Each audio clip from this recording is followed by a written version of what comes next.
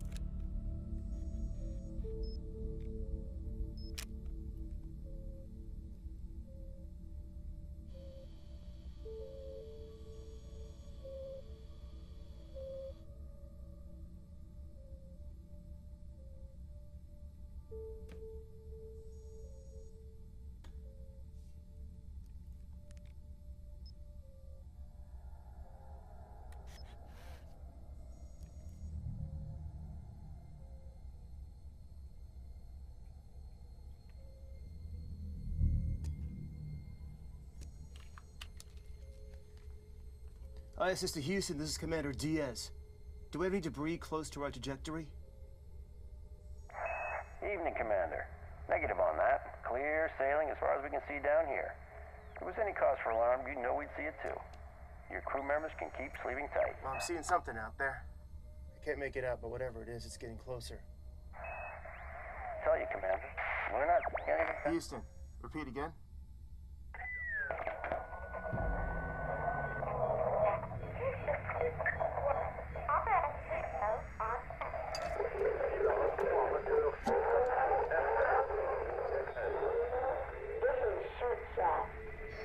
Can't be.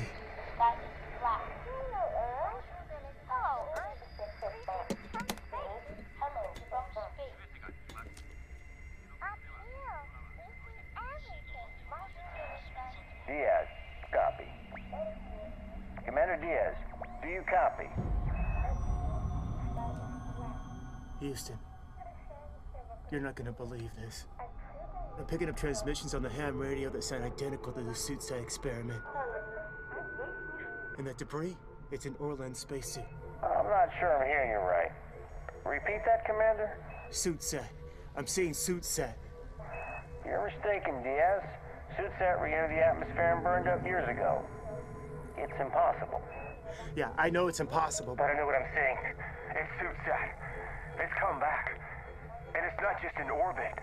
It's headed right for the ISS. Commander, you're not making any sense. Say that again? Commander. Man, you need to try Up here, the sky is black. Up here, the sky is black. Up here, the sky is black. I need to alert the crew.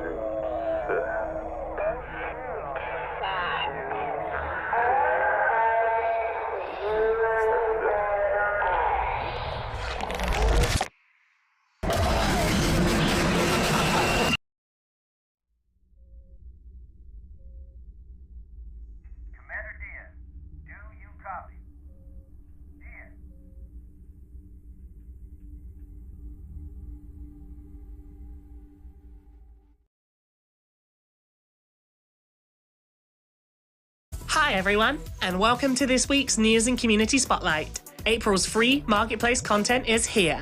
Go from the dangerous depths of shark-infested underwater biomes to the heights of the sky. Run to the marketplace to get them while you can. In ecosystem news, Twinmotion 2023.1 is now available for download, with a streamlined user interface, new and improved materials, enhanced path tracing, and much more.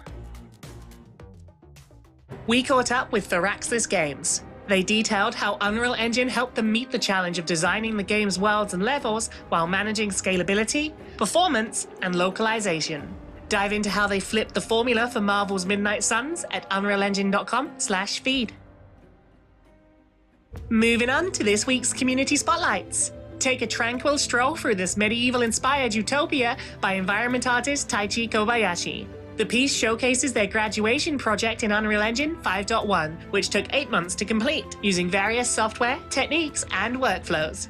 Journey to their outstation to watch the full video and breakdown of Cliffwood Village. Embody a tiny being of light on its path towards awakening as you explore a dark world of rampant nature and corrupted cities. Fight your inner demons and restore balance in this atmospheric action-adventure game by Embers. Wishlist Strayed Lights on Steam. CG and VFX artist William Fauché guides us through the process of creating their stunning Arctic environment, as well as how they 3D scanned an object made entirely of glass, showcasing their process for photogrammetry, texturing, and creating an entire scene in under an hour. Watch the full video on their YouTube channel. Thank you for watching. Have an epic week.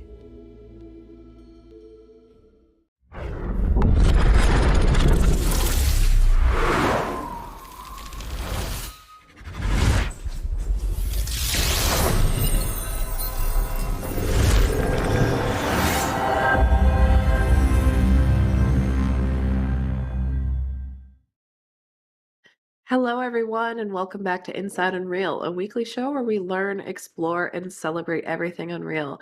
I am your host, Tina, and I am back. I apologize for missing out last week. I was not feeling super well, but a big, huge thank you to Amanda for stepping in and hosting.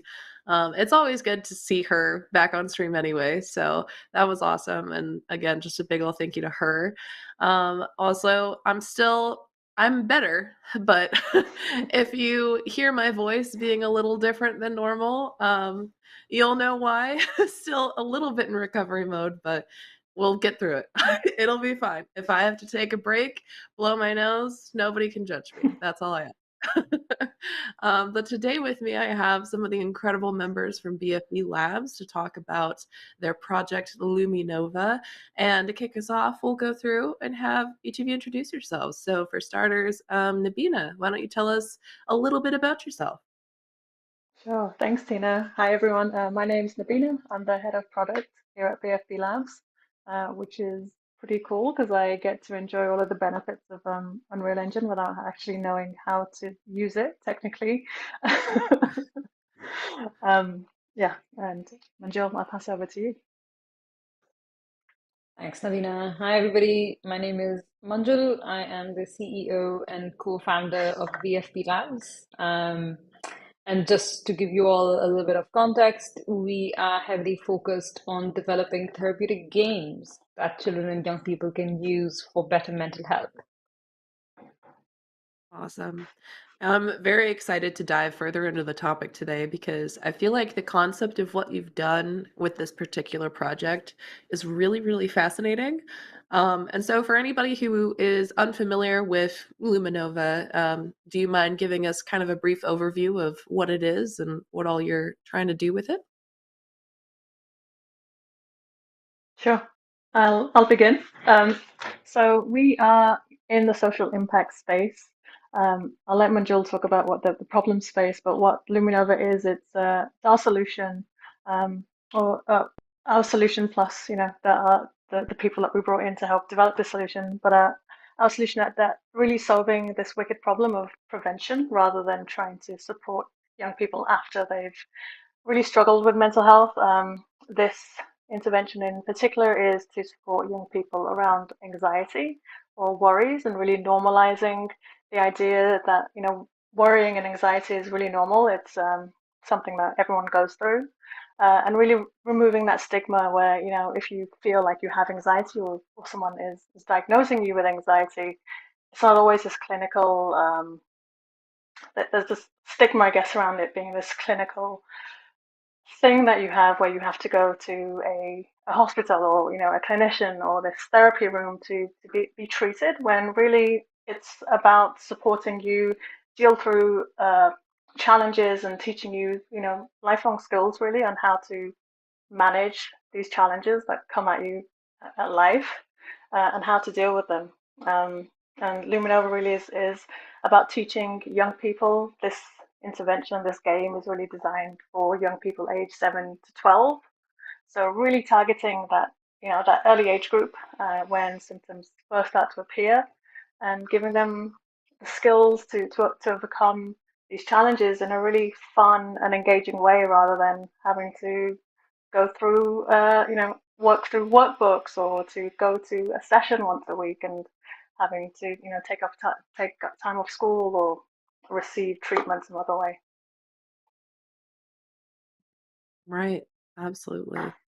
Well, that's amazing, first of all. Again, I'm really excited to dig a little bit further into this. But before we do that, I know that y'all brought a trailer today. So how about we play that so we can see what all's going on, and then we'll dig right in. Perfect.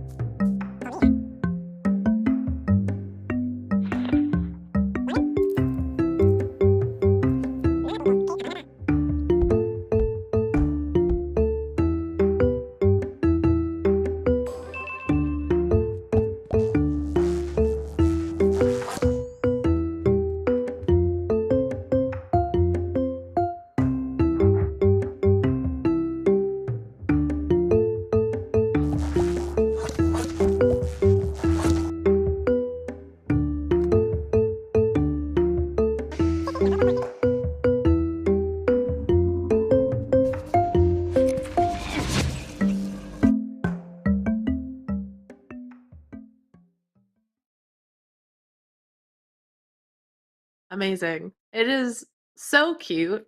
The style that you ended up going with is just adorable, and I love that there's different levels of customization and everything in there as well. So I had to throw that out there. It's just the cutest thing ever.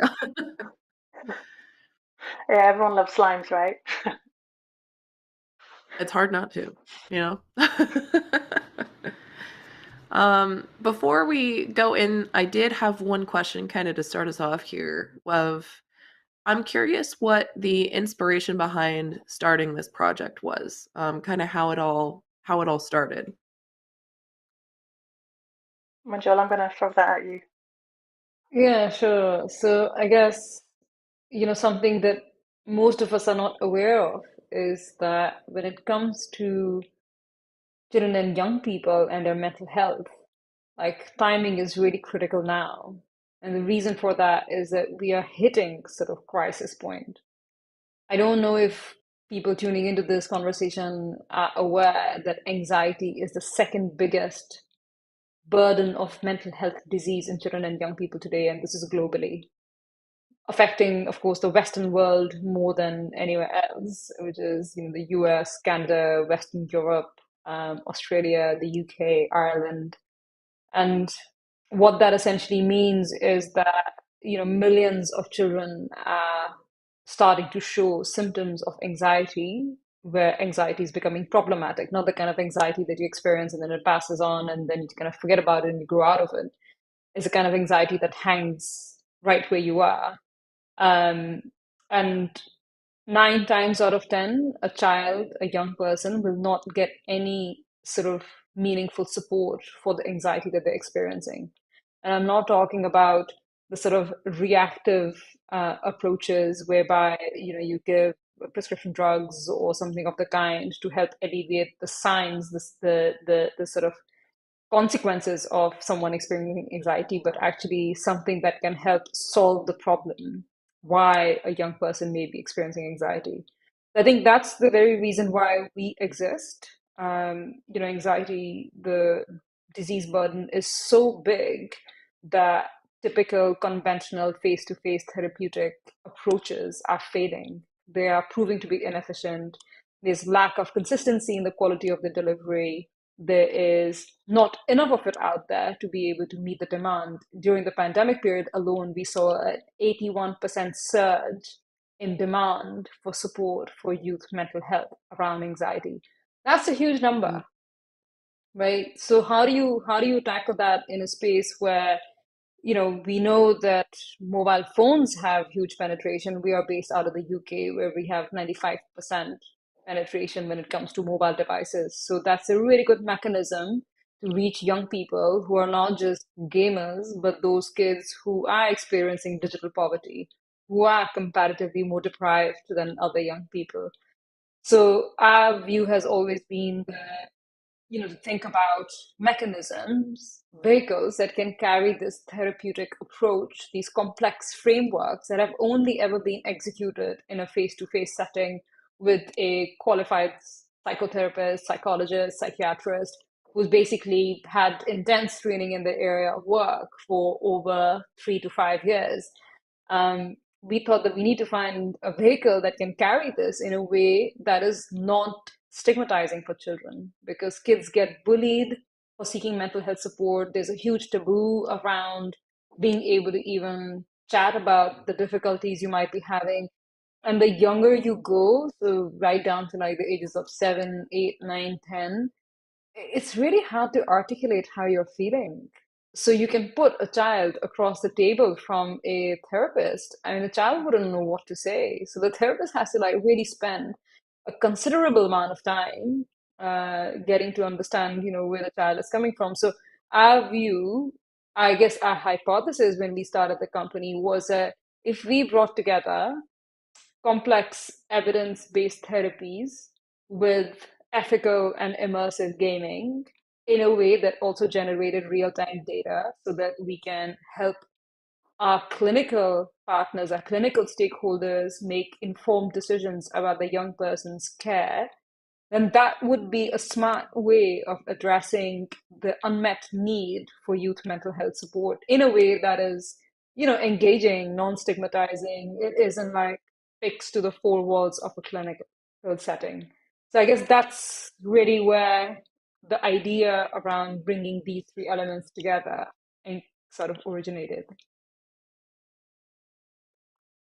That's awesome. That's very inspiring to, find a way that can reach out to multiple users in a format that is familiar to them and is comfortable to them, and is almost very private as well. Because obviously, if you're able to just play this game on your phone, then that's for you. That's not you having to go to a specific class or a specific area or anything like that. It's right there on your own personal property, which I think probably also really helps the idea of um, sort of destigmatizing it for the child, at least, to be able to know that, okay, this is mine. I get to do this in my free time to help with the things that I want to help with. And uh, that's a very interesting way of kind of tackling a very large and intricate problem. It's also we think so. Sorry. Sorry, Ed, I was going to say it's also the speed at which a tool like this can be utilized. As soon as we can give access, there's no need to wait anywhere from 6 to 12 months for an appointment. There's no need for the parent to then take time off work. They have to pick up their kid, drive, to a clinic or wherever they need to be to have this session. It can be done, in their own space at a time that's really beneficial for them. Yeah, absolutely. Did you have something that you wanted to add onto that, Manju?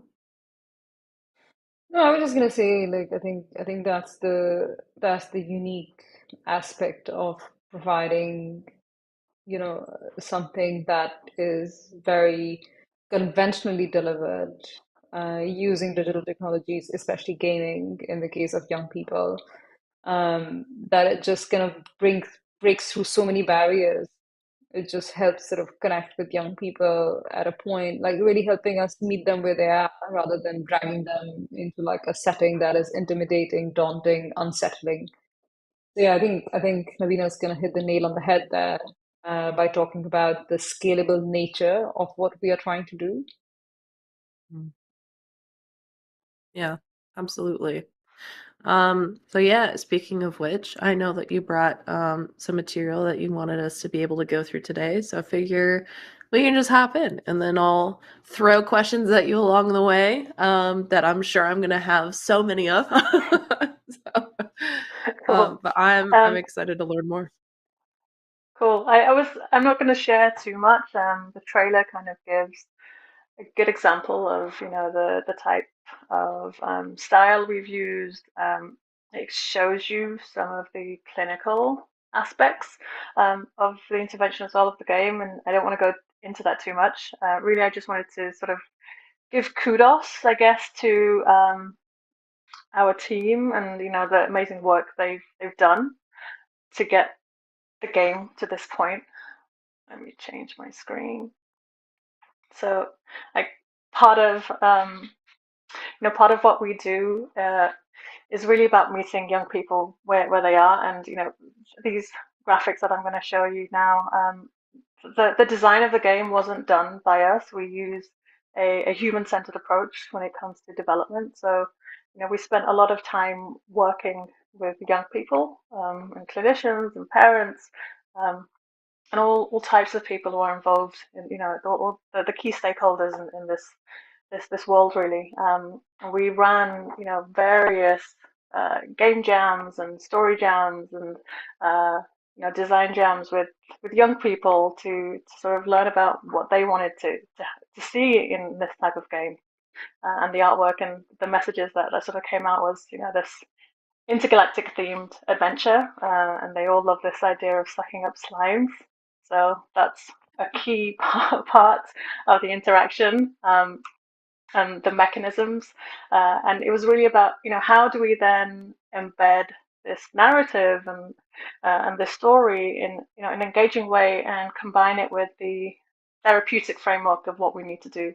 How do we combine really complex components of therapy with something that's going to be engaging and fun, for someone as young as 7 to someone potentially as old as 12. And it's a really huge age range, actually, 7 to 12.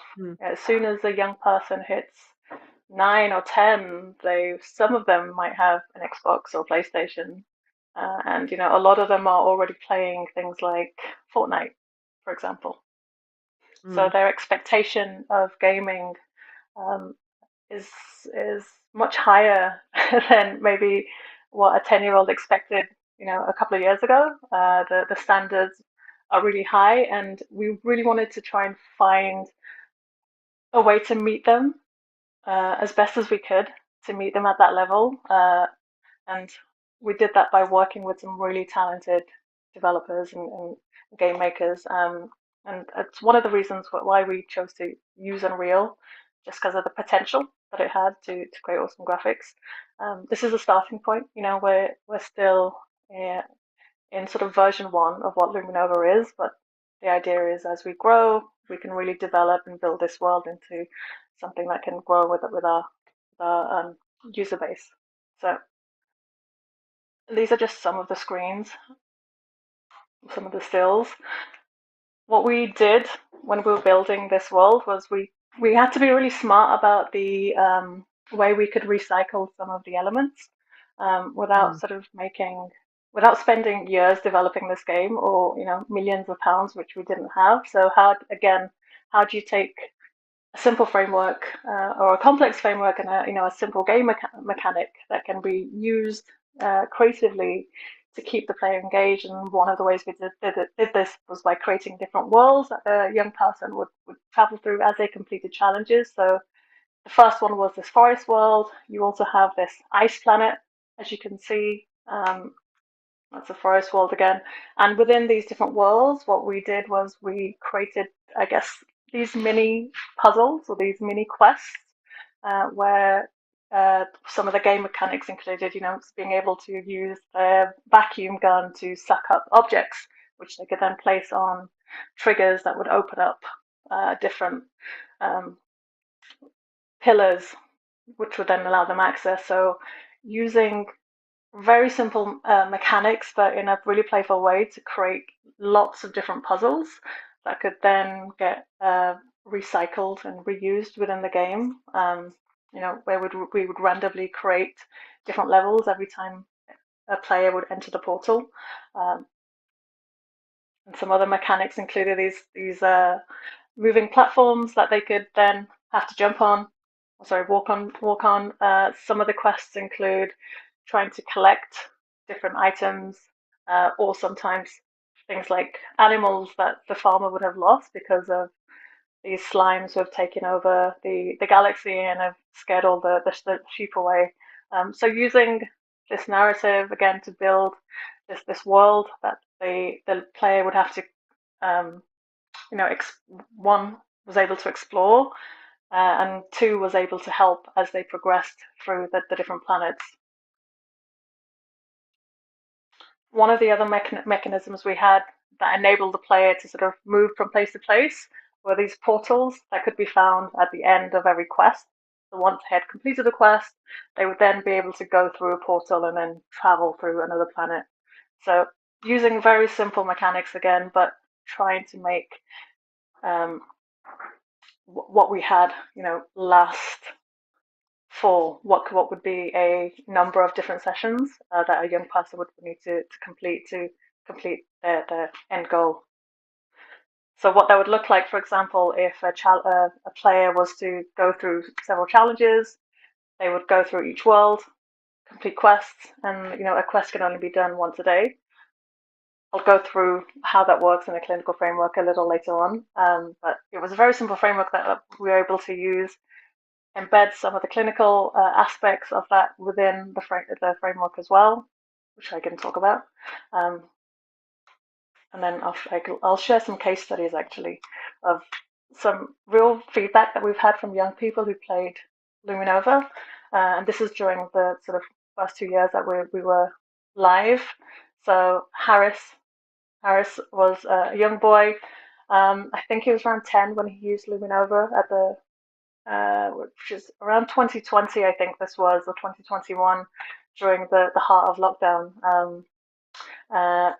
And this is some of the feedback that we had from Harris's mum, Marielle. Harris is confident that Luminova has helped him feel more prepared, and since playing, he has proudly returned to school. So Harris had anxiety around returning to school. He also had ADHD and Tourette's, I believe, or tics. So he was really nervous about going back to school, and by using Luminova, he was able to sort of learn that, he could tackle this anxiety of going to school in a step-by-step way. And by doing that, he was able to build that confidence and then return to school. This is Ruby, age 10, from a place called Suffolk in the UK. And she says, I didn't think I'd be able to overcome my fear, but I think I have. It's helped me feel like it makes me feel if I do have another fear, then I can easily overcome it by setting myself challenges. It's a really good game. I don't think I would have been able to have done it without it. So Ruby actually conquered her fear of spiders, which was pretty amazing.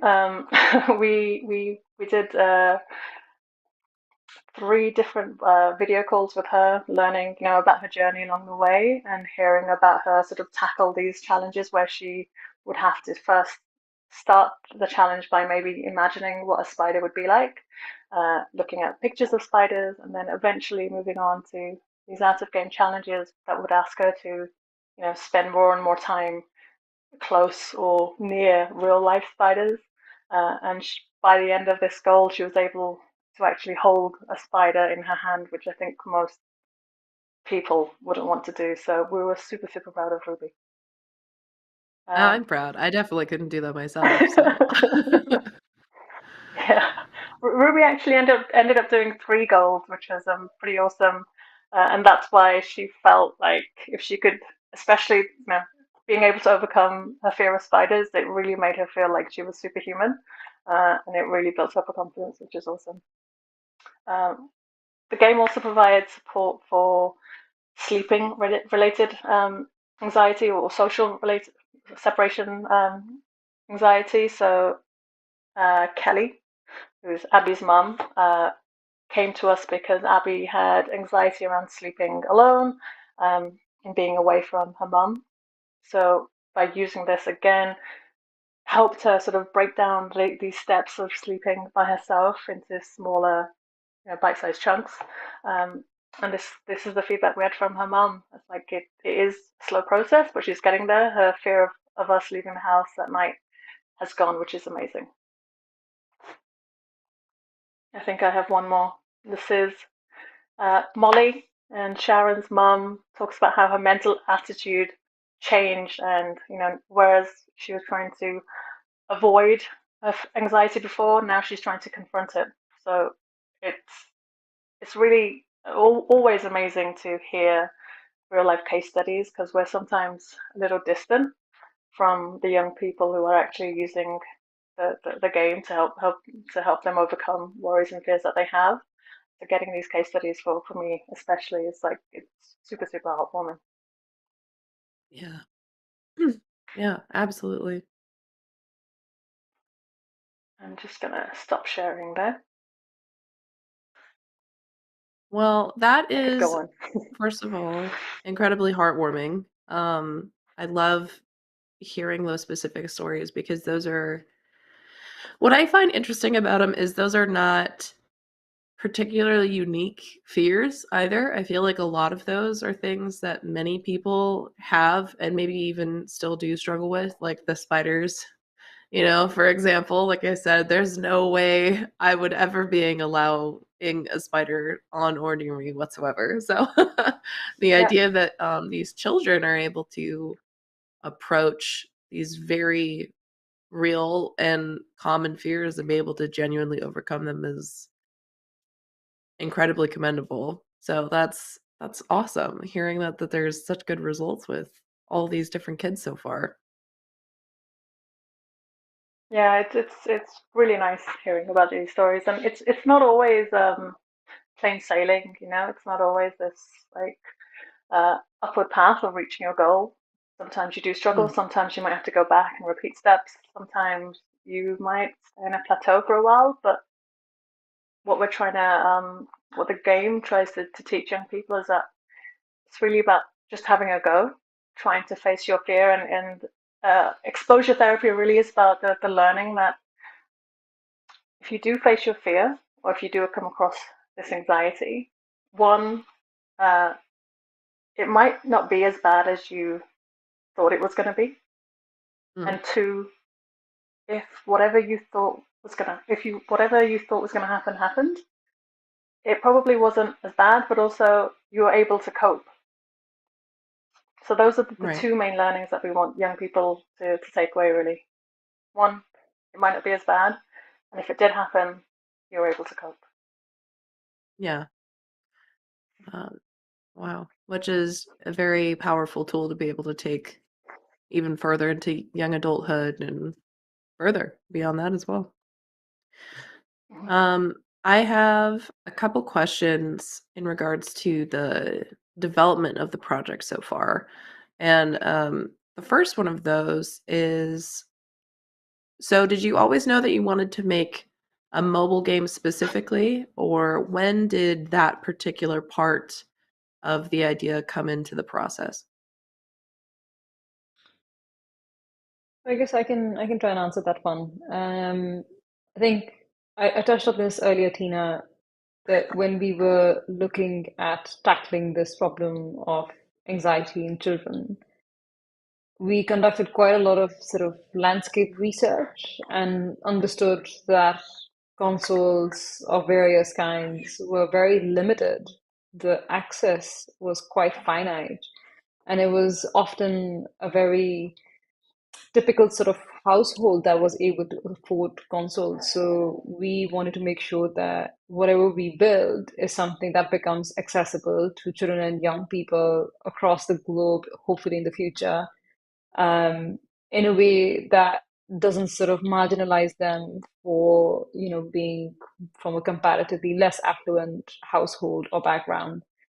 And when it comes to mobile devices, tablets and smartphones included, they do have like quite a good reach and quite a high level of penetration. And even if you don't have your own device as a 7-year-old, you probably can get hold of your mom's phone or your guardian's tablet or something of that kind. So you will find a way to be able to get access to those devices, and especially with the pandemic where education went online, a lot of children were provided with, comparatively low spec handheld tablets or smartphones, as I said. So I think that fact kind of led us into adding that constraint to our efforts that we were going to build mobile first.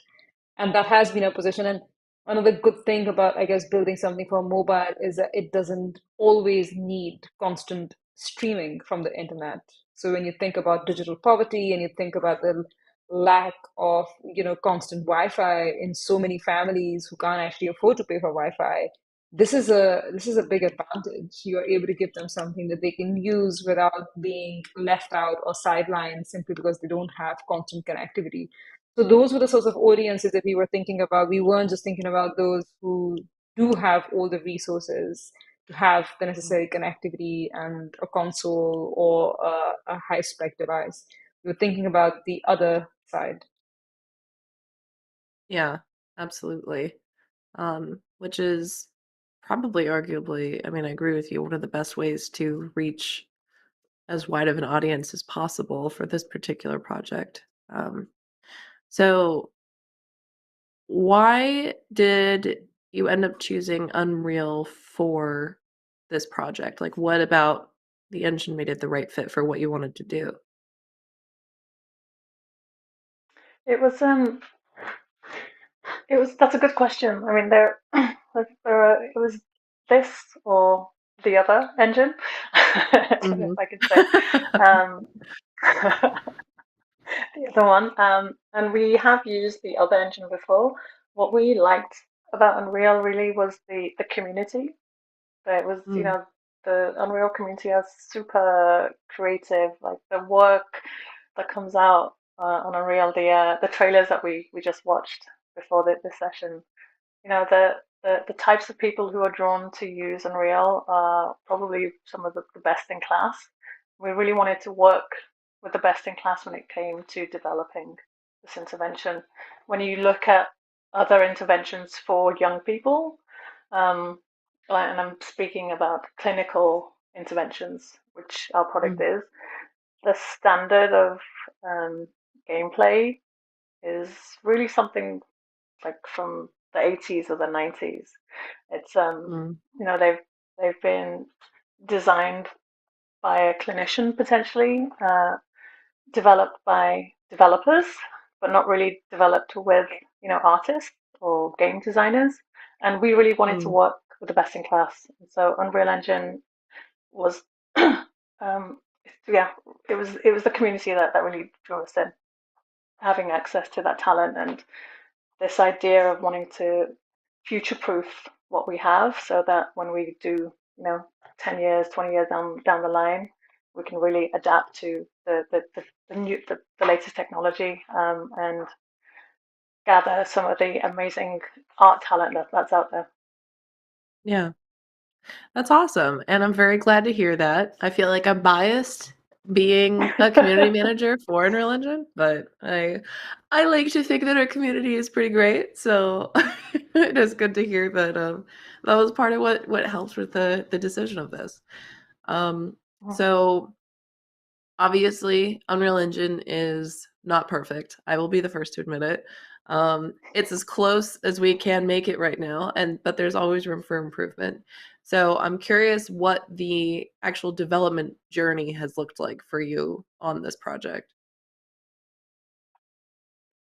Yeah, it's been we developed Luminova pretty quickly, I would say. We spent a lot of time in that research phase, but the development phase happened like within, I would say, a year, to get that first release out. And within that year, there was a lot of prototyping. The Luminova that you see today wasn't the Luminova that we started with. It changed, with every sprint that went on, it changed in some way. We started off with really lo-fi mock-ups and wireframes, tested them with young people, got feedback, and what you see now is the development of a lot of user research, a lot of testing with young people, a lot of kids telling us that they didn't like stuff and they thought it was not right for them. So the first 6 months, I would say, were just experimentation, playing with different layouts. We didn't start off with this sort of top-down approach. It was like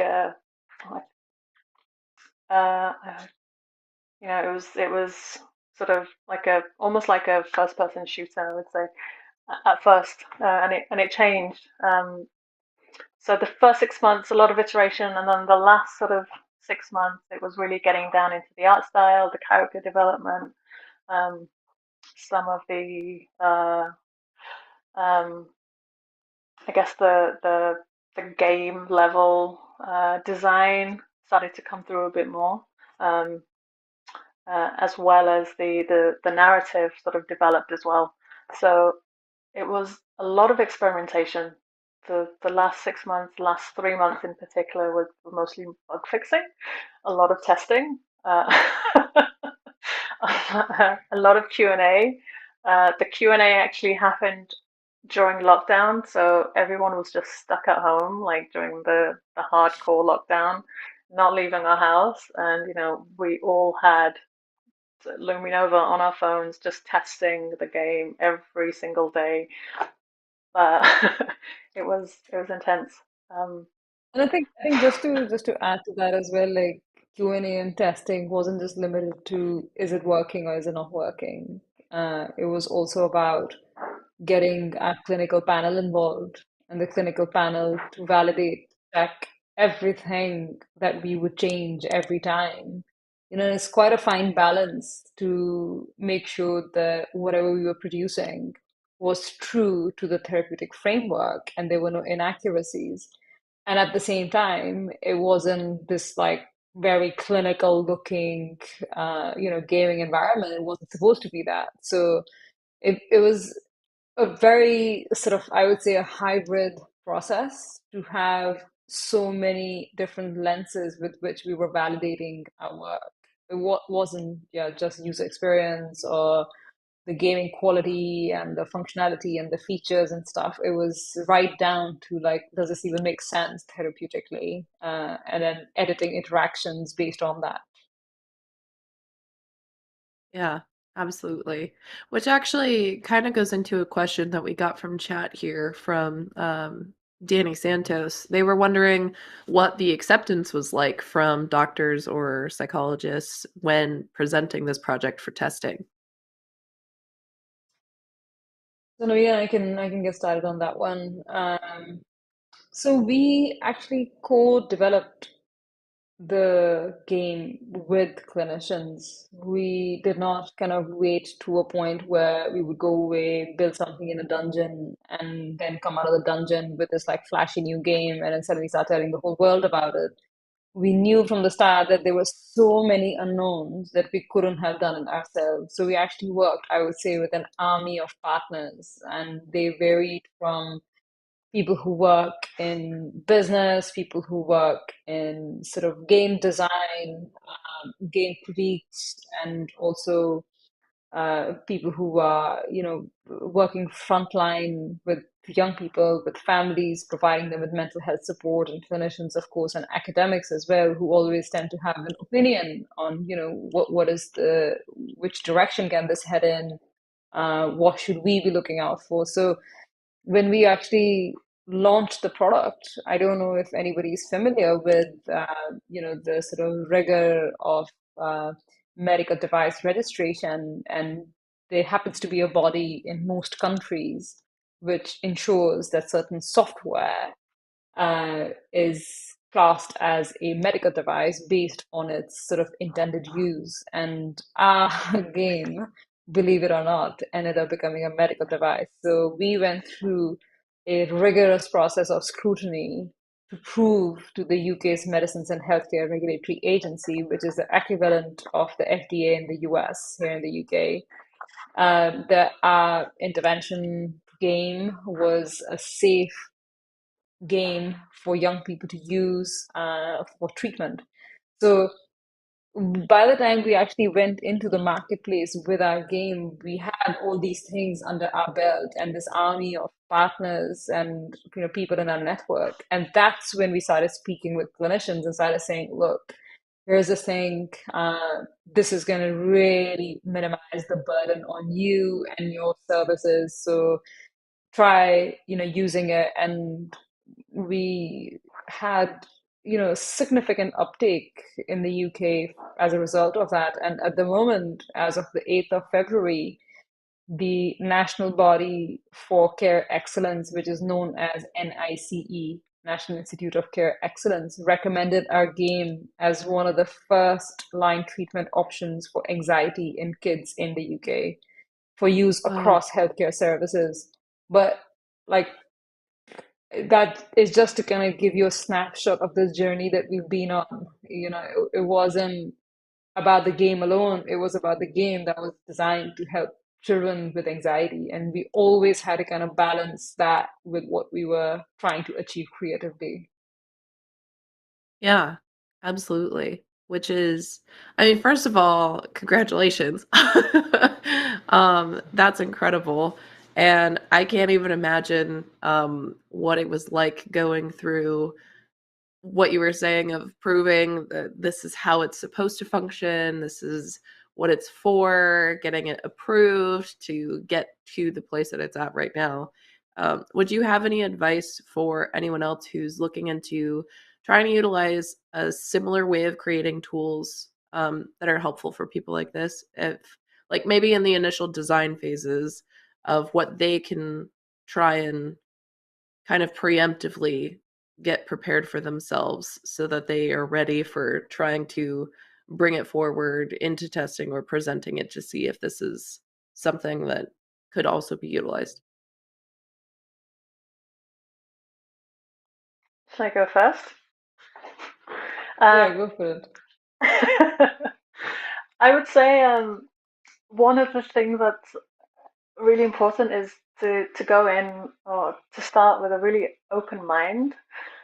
Sometimes people go in with an idea first, and they speak to the people that they're trying to build this thing for with this idea in mind, without really taking on the feedback, or without really listening to the problem that person might be having, or that community, or that these stakeholders might be having. So having an approach where you sort of go in, speak to a lot of people, learn about what their their problems are, create some kind of, I guess, map of what's going on. Who are you trying to, what problem are you trying to solve? Who are you trying to solve it for? And what does their journey look like? How are they currently trying to solve this problem? What are the barriers that they're currently seeing? And how can you sort of identify opportunities to address those issues? I think if you go in with an idea first, you're always going to be tainted, or the end product is always going to be, something that you do build in a dungeon because you have this idea. So just going in with an open mind, I think, is really important when it comes to building something like this. Definitely. I think just to add to that as well, like, don't do it alone. This is a really complex space to operate in. Don't take the burden all to yourself, because you're not going to be great at everything. You might be great at, I guess, programming or designing or all the other different sort of facets that contribute to an awesome game. But there's so much more in this space that you have to kind of keep stock of. So my advice always is, just find a bunch of partners who you can work with, somebody who covers the clinical aspect of it, somebody who covers the sort of data part of it if there is data involved, and then try to construct something. We are also, very human-centered design driven, which means that we're extremely user-centric. And when Navina was talking about co-creation, all these things and running game jams, we were involving all sorts of individuals, children, parents, clinicians, academics, gaming experts. We were bringing them all, and storytellers, for kids. We were bringing everybody into the same space and coming up with ideas and concepts and narratives to be able to land at a point where it would make sense for us, because it's such a novel space. That is if you want your game to be successful. If you don't care, then of course you can build whatever you want, and that's all right, right? It could just be a fun project. But if you are looking for success, then the product development part, the game development part, is 30% of the exercise. Everything else that comes after that happens in the remaining 70%. But I think it also unleashes a new type of creativity, right? We can call it co-creativity, where the concepts and the interactions that you want a user to go through are co-developed with people who are working very, very closely with those who need it, right? So what you end up making almost comes out of the sort of brief that you co-develop with these individuals. And I think that's where it gets really interesting, because that is not creativity based on, I've had this great idea and I'm going to build this great game, but it's actually, okay, so I'm getting these indications as a result of these discussions and these exercises and workshops that this is the direction I could be heading in. And then that becomes really, really fascinating, I think. Yeah, absolutely. I feel like that also sort of ties in with another question that we got from chat here from not the tech guy. And they were wondering what some of the most challenging aspects of designing a game with all these goals in mind would be, especially because I'm sure it's not easy getting exactly what the clinicians wanted, to mesh it perfectly with exactly what the game designers wanted. So, how did you strike this balance and overcome any challenges that might have presented? Mm. There have been a lot of different challenges throughout the development and this journey. Um, I think the way to sort of overcome those challenges is to try and figure out or get a sense of what those challenges are going to be early on. And like Manjul said, a lot of the development was 30% of the work that we did.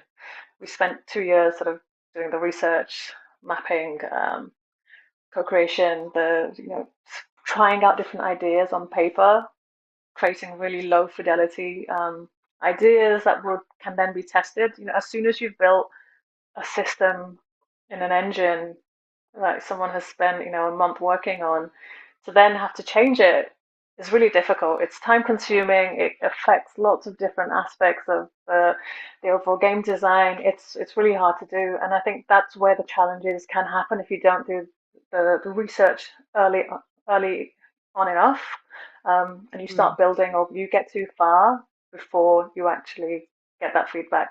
So I think the way we've been able to do it is by again having a really strong community of a clinical team, our development team, our research team, our young youth panel that we test things with, and getting their feedback early on, so we don't spend or waste time developing something that doesn't really work, or we get feedback later on and they say, actually, that framework doesn't quite fit, you should have done this before, or this needs to happen a lot later on.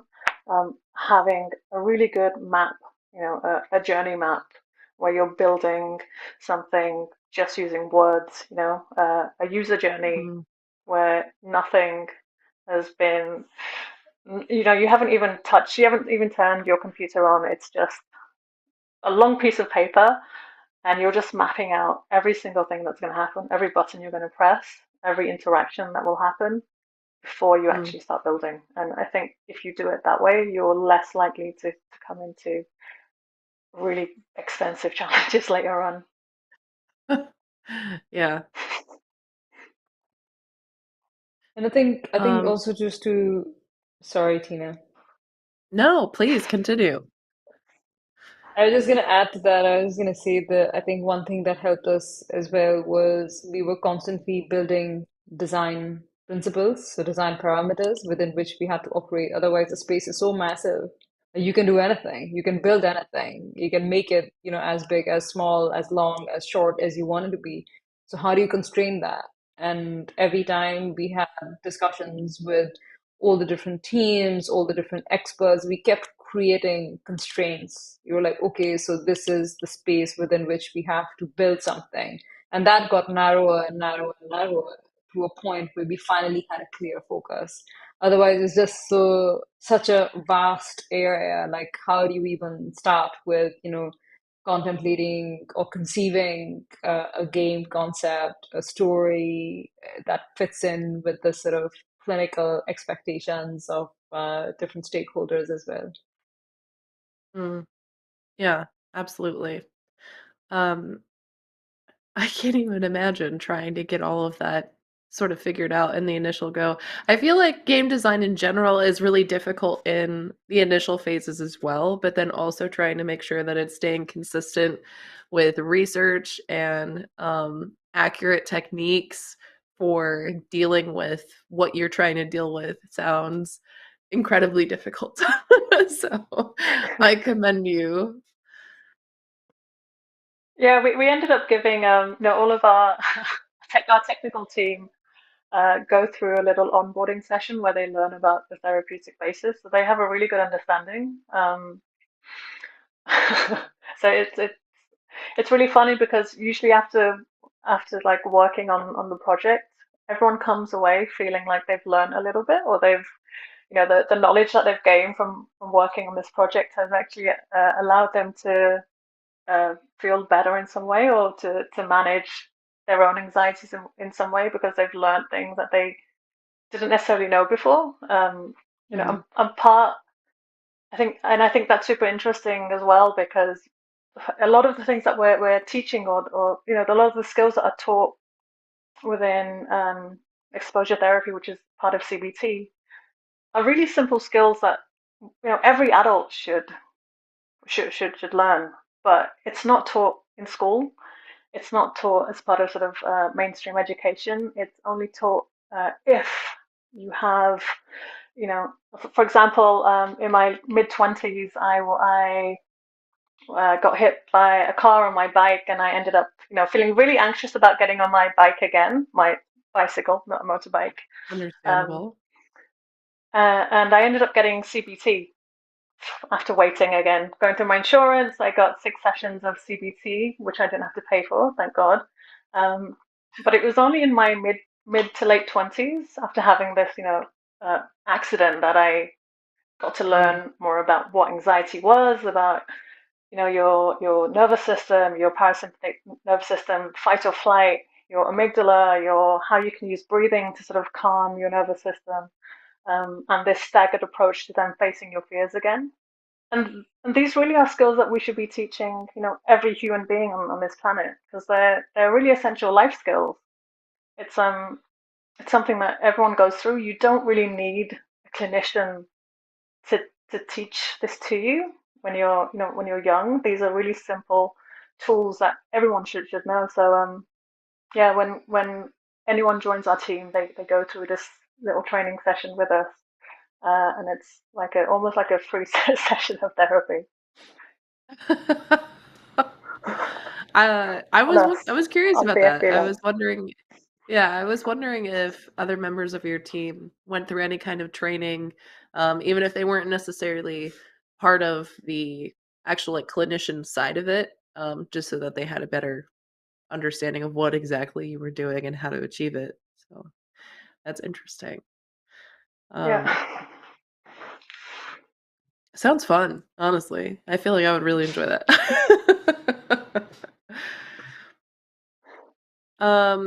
Let's see. Want to make sure I'm getting in the questions from chat and not just being selfish with the questions I'm asking you.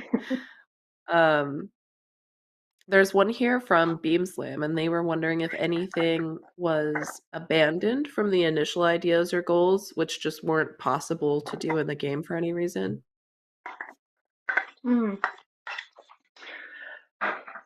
We had a ton of ideas on how to make the gameplay super juicy. You know, the different level designs, the different worlds, the different slimes we would use, the different puzzle mechanics, the different rooms. There's still like a spreadsheet of unused tiles and unused puzzles that we haven't been able to work through yet, just because the amount of bug fixing and testing it required just didn't allow us the time we had to go live. Just meant we had to cut back on some of those ideas, which is okay. Like again, as Manjul said, it's better to have a small amount, something that you have to work within, a design framework that you have to work within, rather than trying to build every single thing, because if you were always going to go for perfection, we would not be live right now. We'd still be developing, we'd still be testing, we'd still be bug fixing if we were going for that, that perfect game that we had when we started. So yes, there are lots of things that didn't happen, usually mostly around the level design. But it's, we're one of the things that we're doing right now. We're in constant development. So I think game development in itself is evolving in some way, because especially with mobile games, and the way games are streamed now, we're not just creating this game that like Street Fighter 1. It's done. It has a ton of bugs, but it's okay because we're going to build a separate game, and that's going to be called Street Fighter 2. We're constantly updating, right? So now, instead of building a game with code base that exists, we have to think about how we build in a more agile way, where we design our code, and we build our framework so that we can reiterate, we can build upon it, we can add new levels, we can improve certain features without there being a whole backlog of technical debt that we have to work through, because we didn't first implement the technical design in the first place. So yes, again, we did leave a lot of stuff, but we've built the game in a way that it's really easy for us to then improve on that. And with every release, we're hoping to add back some of that magic. Yeah, absolutely. It's definitely the beauty of mobile games in particular, I would say, is you can just keep updating it, Anything that maybe was outside of the initial scope can maybe in the future be added in eventually. So that's easily, I should say. Well, easier than maybe some of the more traditional like PC releases and that kind of stuff. Yeah, that's awesome. I'm personally very curious about so game is made. You hit your launch, it's released, it's going great. Obviously, the clinicians and everyone love it because they're recommending it as one of the first things that people use, which is incredible. Has there been any resistance from parents to actually implement it with their children? I can take this one. I guess, often parents have this misconception that gaming is bad. They think that their kid is gonna play a game that has been prescribed to them forever. They're going to start playing, they're not going to stop. I mean, that would be music to my ears because that would be so much therapy being provided to the child. But actually, it's a little bit like, you know, the perception people had when television first came out in the 80s. Everybody thought that television is bad. There are bad things on TV, and kids spend way too much time watching TV. And then there was the internet, and then of course gaming has picked up momentum a lot since then. So I think we often, have been asked in the past as to like, is my child just going to be binging on this game that you've created? To which we always say that we have time limitations in the game, so a child can't do binge gaming even if they want to. But that's a classic sort of parental attitude, which actually comes from misinformation. The all gaming is bad. And I think parents just don't know enough about the gaming world sometimes to be able to inform how the child could actually engage with it. And I guess the second thing also is, parents are the older generation and kids are the new generation. So the older generation has this understanding. They are those who did not have to go through, the pandemic period when they were growing up. I'm sure they had other challenges, but that's not something they experienced. So for them, the ultimate form of treatment is when you meet a clinician in flesh and blood, and you see a clinician and the clinician's wearing a lab coat and they have a stethoscope around their neck and they say, I'm going to fix your kid for you. That is the ultimate treatment for them, for a lot of parents. So I think to understand the concept of digital therapeutic games is actually, there's some distance that they have to cover to get to a point where they actually appreciate it. And I think there's a lot of like awareness raising that we do as a company to make sure that we are able to socialize, the diversity of digital games and digital therapeutics in general, and how we can help meet their child's needs. If you leave it to a child, of course they're going to pick a game. They're going to love a therapy in a game. That's going to be great for them. But often it's the parents, the gatekeepers, who are in closest proximity to the child, who we need to do some convincing with that this is actually a good thing. It's not a bad thing. So yeah, the 2 points there. Yeah. Yeah. I was wondering if that showed any challenges in when you were originally releasing it. So interesting. That's part of the plan, is kind of just covering like this is what it is, how it's used, and it is an actual tool. Yeah.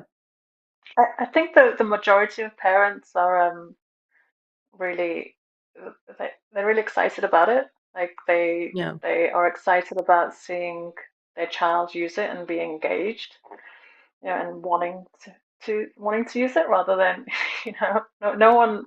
no 7-year-old wants to go to therapy.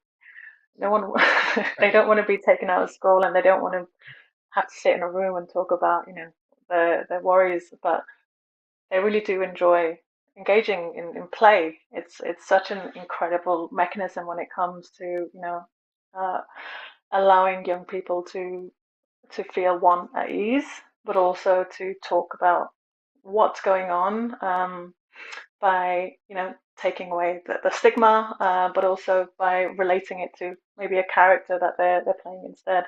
One of the things that was really important for us when we were designing and developing this game was making sure that the parent could also be involved. So this isn't just a game that a parent just hands over to the young person and off they go. And, goodbye, 7-year-old, play for an hour and maybe you'll be fixed in the morning. We really wanted to build a game that allowed the parent and the young person to engage in some really meaningful time where they can share this this useful screen time, where they sit beside each other. The parent can sort of watch as the young person is progressing, a lot of the feedback that we get from parents is, it's really helped them speak to their young person about the things that have been bothering them. Like it's allowed them to learn about things that have uh, things they're anxious about that they weren't really aware of before. We have a list of goals at the beginning that a parent or a young person can choose, and sometimes when a child is choosing a goal that they want to work on, the parent is often sometimes surprised that this is something that was worrying them. So it also allows a lot of discussion. There are points in the game, especially in the front end, where the young person has to do a challenge, an exposure, and part of that is getting the young person to think about how they're feeling and to think about what they think is going to happen. And this really opens up, um, an opportunity for the parent to communicate with a young person to talk about how they're feeling in a way that really isn't stigmatizing for the young person because they're not face to face, they're side by side. They're playing, they're in this play mode, so automatically they're feeling more relaxed. And when parents see that interaction, they really see the power of play. They see the power that games can have when it comes to just talking about how you're feeling or talking about what's going on when you're not so focused on yourself. It's this is what's happening. I can relate to what's happening on the screen. And I'm okay to talk about this. Yeah, that's awesome. Is there obviously, since there has been so much intensive testing from everyone on the team for the game, I'm curious what your personal favorite parts of it may be. Like, do you have a particular favorite puzzle, or like what part of the game itself is your favorite? Personally, I really love the small interactions that happen within the different characters. Um, and I think we owe that to our story writing team. Um, I just find them super amusing. But I genuinely love the really small interactions with the little gatekeepers and the small little spirit people that you have to find. It's even all the talking pigs that only say oink. Uh,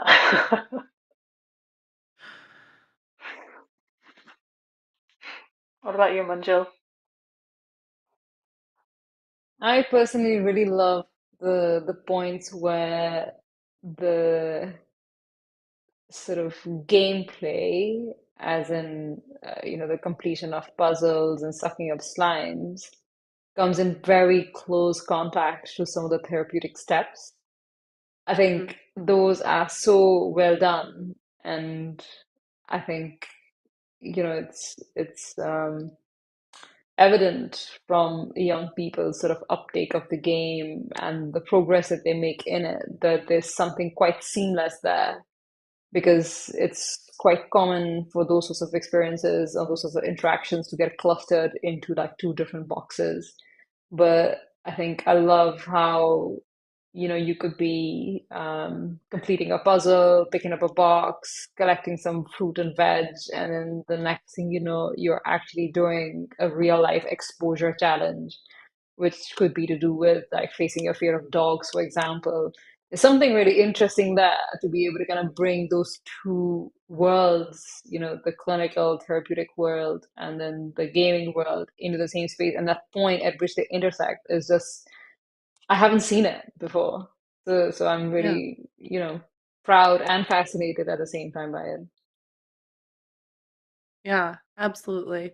I was definitely one of the things that really caught my eye about your project is it's a very interesting concept.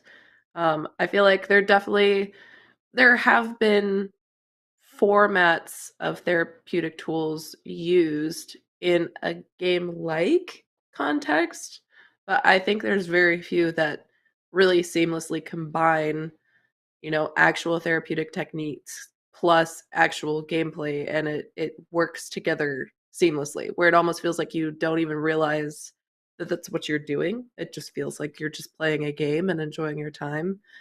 So it's a really, really interesting concept that I feel like is a difficult line to perfect, because it could tip one way or the other, right? It leans too far into game mechanics where it's enjoyable and it's fun to play, but you might not actually necessarily be learning anything, or the other way where it feels too clinical, where it's almost like the gameplay is gimmicky and it's like you're just trying to teach me something, but I feel like I'm having to do an extra step to get there, sort of thing. So finding that exact balance is very tricky, I can only imagine.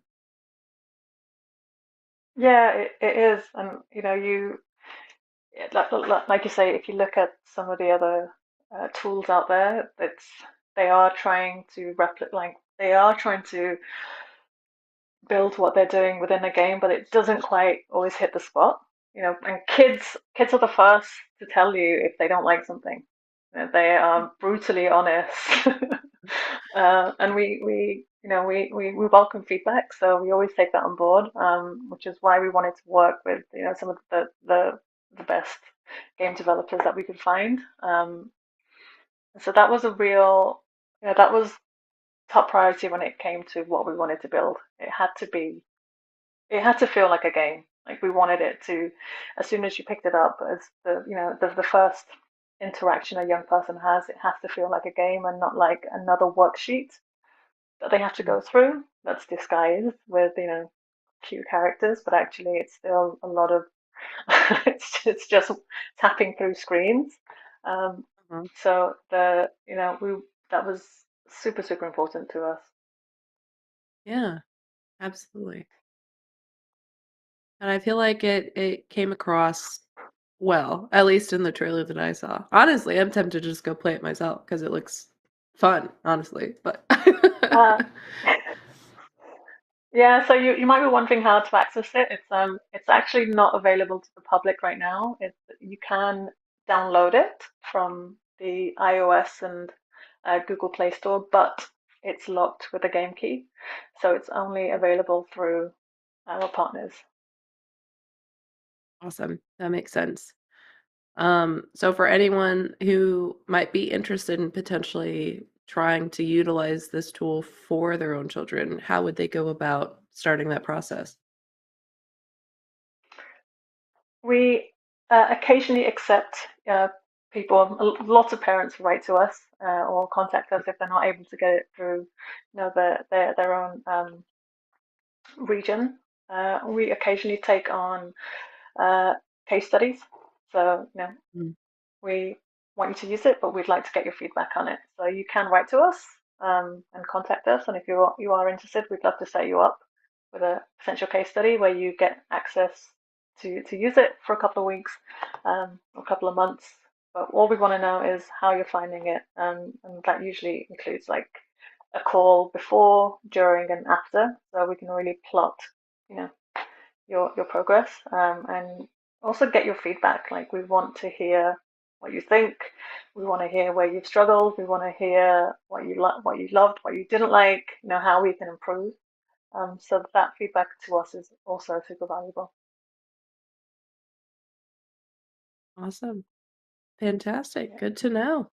And then there was another question here that I think is interesting from Jordik, where they're wondering if you have plans for other potential projects for even broader age ranges. Because, like you were saying earlier, a lot of these are really kind of fundamental tools that even adults could really utilize and probably should be utilizing.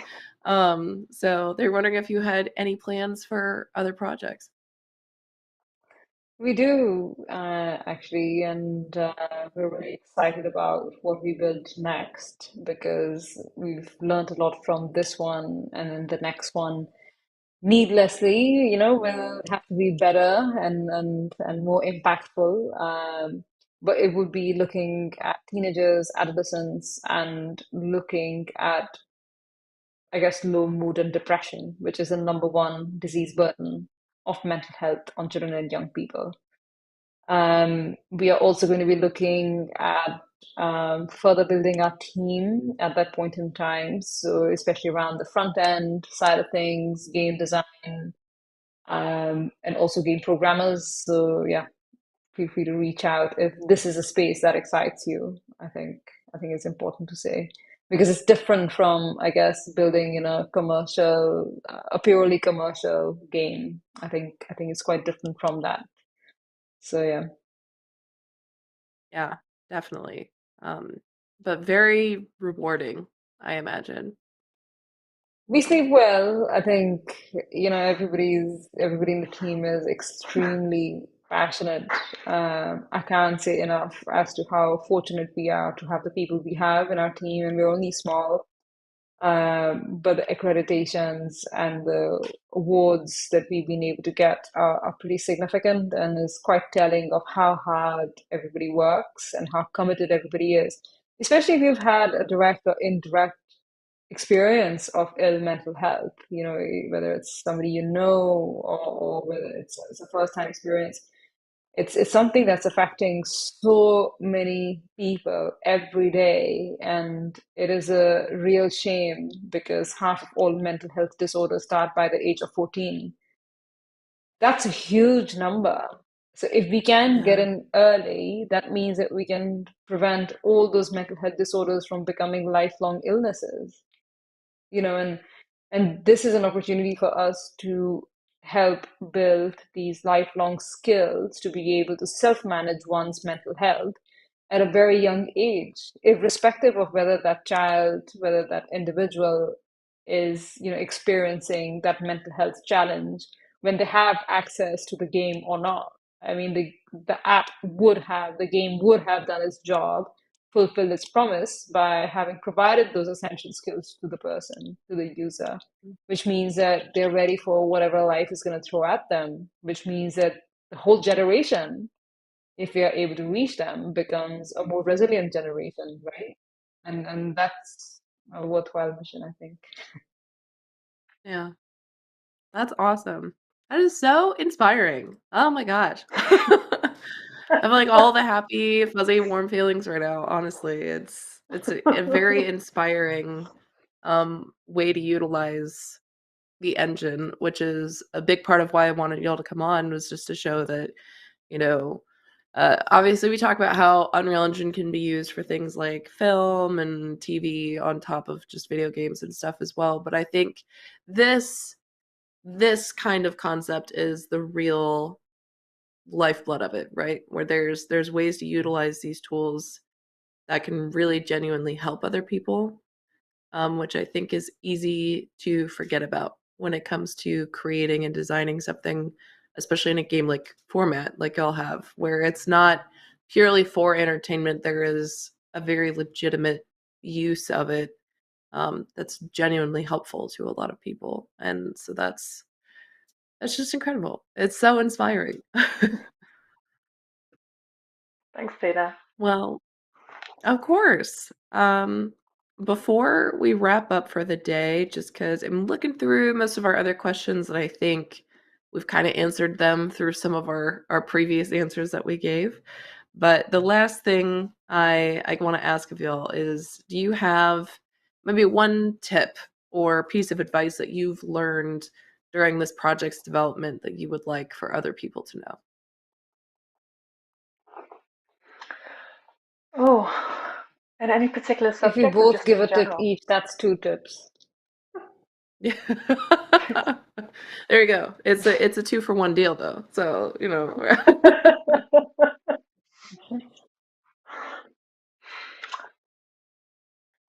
Hmm. I can When it get started comes, when Nabina's still thinking. Sorry, Nabina. yeah, I please. think I No, go for it. like labs. I was gonna say that I think like building something like this is like playing a long game.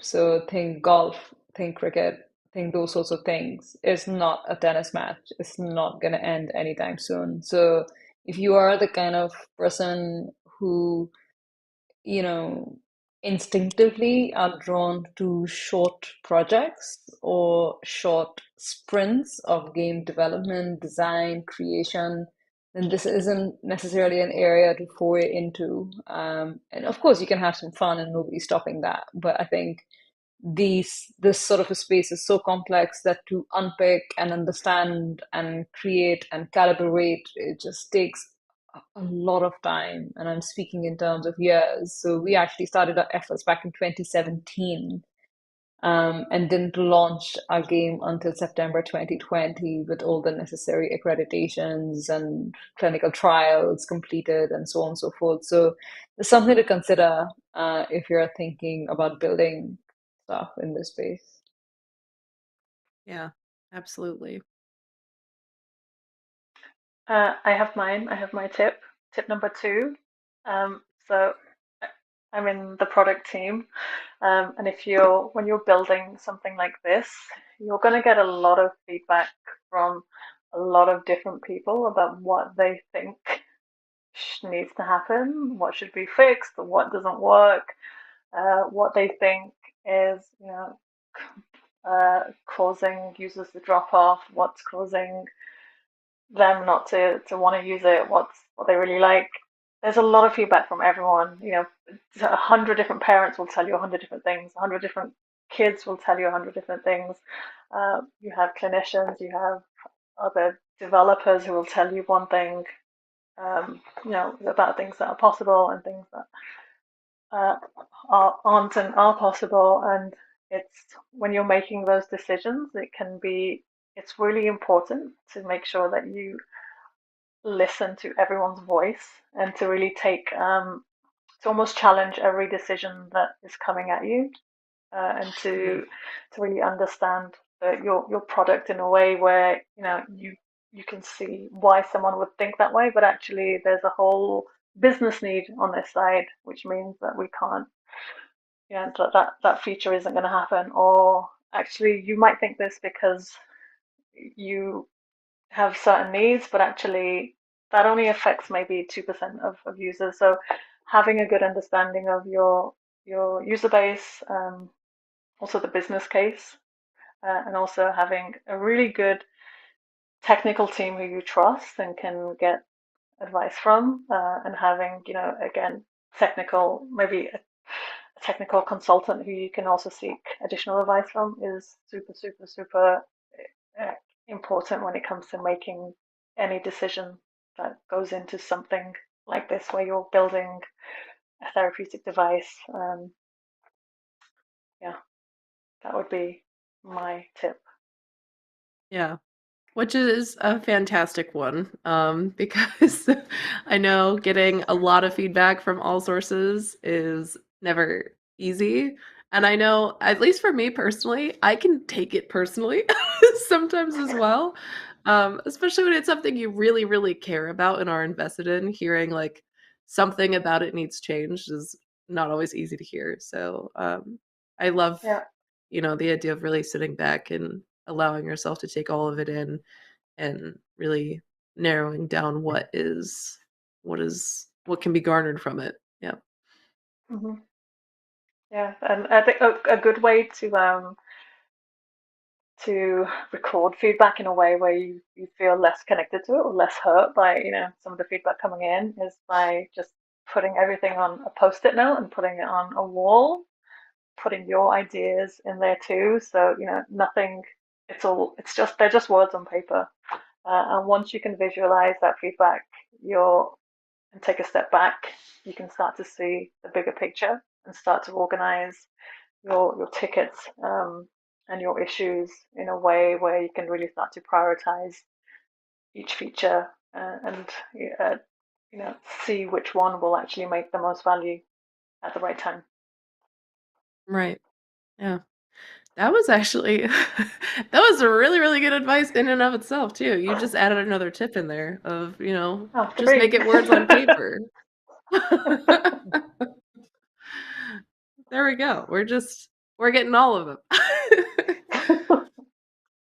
Well, thank you both so much for coming on today and taking the time to speak with us about Lumi Nova and all of the great work that you're doing with it and that you're planning to continue to do in the future. And I do want to take another second to kind of reiterate the point that you were talking about before, Manjula, of anyone who might be interested in helping, that they potentially reach out and see if they can do so, because it just sounds like a really great and worthwhile project to be part of. So thank you so much. I know it's later for both of y'all where you are, so I really appreciate you taking the time to You can see the actually come sun's and gone talk down. with us. Yeah, exactly. You should be out enjoying your evening. So I really appreciate it. So thank you sincerely both so much No for coming worries. on. Thank you, Tina. Thanks for hosting, Tina. Thank you so much. Of course, And of thank you, course. It Dan. was yes, and thank you, Dan, for getting everything to run. Man behind the curtain.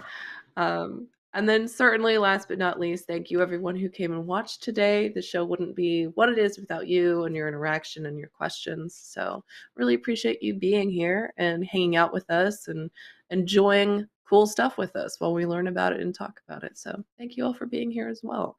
And if anybody happened to hop in partway through the stream and you missed anything at the beginning or anything like that, no worries whatsoever. We post all of our streams in video format that can be viewed on demand on both our Twitch and YouTube channel at Unreal Engine.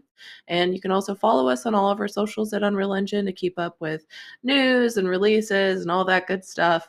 As well as please come say hi in our forums where you can join the community, meet other like-minded individuals and developers who can help you or you can help them, and we can help foster this community that we're building around Unreal Engine as well. So come say hi there as well. But with that, I will see all the rest of y'all next week. We have another show Thursday, and we also have another episode of LFG on Friday as well. So come hang out for those in the future. But with that, I will let these two lovely ladies go so they can enjoy their evening. And one last thank you so much for coming on. Thank Bye, you. everyone. Bye. Thanks very much. Bye all.